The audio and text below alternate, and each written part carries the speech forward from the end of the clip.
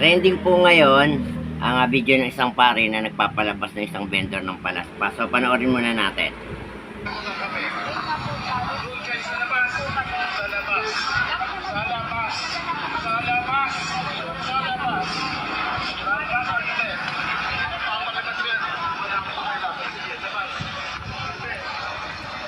Wala akong pakialam kung matagal na. Labas! Wala akong pakialam. Labas! Tinawa kayo ng mga paglalabas ito. Sabi na kung mga bagay sinabi at wala dito sa kawan. Labas! Okay. So nag-trending to no ngayon. Kahapon nangyari to dito sa Cainta, no? St. Francis yata. So maraming nambabash kay Father. Mali si Father, meron naman nagsasabing tama si Father. So hindi natin alam kung yun yung buong umpisa ng video, no? Pero sa tingin ko, yung unang approach ni Father ay mahinahon. Parang napundi na lang siya dun sa kausap niya, no? Na pagka ganun po sa simbahan, no?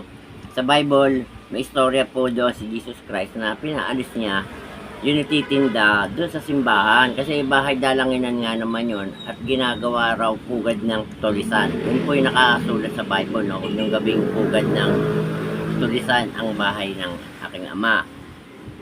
So, hindi na lang po sa karapatan kasi tinatanong nung vendor, ano po karapatan nyo, inyo ba to, no? Hindi po yun. Kay kanila yung kay hindi, bahay dalanginan po yun. So, igalang natin. No, ganyan ho katigas ang ulo ng mga kabataan ngayon, no, kagaya ng Sampaguita girl. O ngayon naman, ito namang palaspas na vendor. No, kapag po sa simbahan, sa labas na lang po tayo magtinda. Hindi po kailangan sa loob ng bakuran kasi magagamit pa yun ng ibang magsisimba, yung space, yung garahe. No, ay yung paradahan, yung parking, magagamit pa ng mga nagsisimba yun. So sa labas pwede kayo magtinda. Ang simbahan po ay bahay dalanginan, hindi po yun tindahan talaga. No? At hindi natin masisisi si Father. Dahil nga inilalaan po yun para po sa mga mananambaan. Hindi po para sa mga vendor. At huwag niyong tanungin yung pare, no, na kung anong karapatan nila. Hindi, huwag niyo na itanong yung karapatan. Yun na lang kung paggalang doon sa simbahan at mismo sa pare, no, na church leader. Hindi ho ako Catholic, hindi sa ipinagtatanggol ko yung pare. Pero mali ho yung vendor doon. Hindi niya, pinaalis na siya, sinabi niya sa labas, humihingi pa siya ng paliwanag sa pare. No, ibig sabihin wala siyang paggalang doon sa pare. Eh, kung siya ay nagtitinda sa simbahan, dapat isa siya sa nagsisimba ron.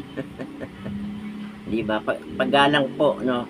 Ganyan katigas ang ulo ng mga bata ngayon. Yun lang po. Ako, ito po yung opinion ko lang. Di bahala kayo kung magaganit kayo sa akin.